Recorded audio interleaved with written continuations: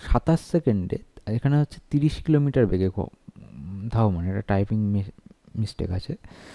একটা ট্রেন হচ্ছে 27/2 সেকেন্ডে মুভ করে 30 কিলোমিটার, সরি বলাটা ভুল হচ্ছে, 30 কিলোমিটার বেগে একটা চলমান ট্রেন 27/2 সেকেন্ডে একটা বিন্দুকে অতিক্রম করছে, ট্রেনটির দৈর্ঘ্য কত হবে সেটা জানতে গেছে।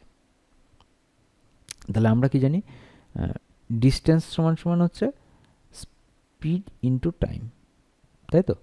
কারণ হচ্ছে আমরা আবার জানি যে একটা ট্রেন যখন একটা পোস্ট, একটা খুঁটি, একটা মানুষ এদেরকে অতিক্রম করে, তখন সে তার শুধুমাত্র নিজের দৈর্ঘ্যকে অতিক্রম করে।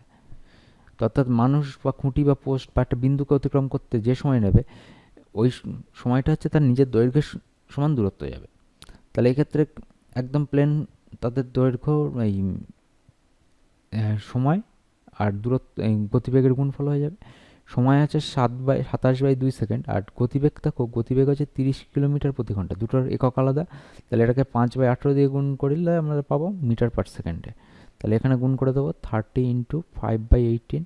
তাহলে 27 দিয়ে কাটলে হচ্ছে 3 9 27, 9 দিয়ে কাটলে 2, 2 দিয়ে কাটলে এখানে হচ্ছে 15। তাহলে 15 15 225/2, অর্থাৎ 112.5 মিটার।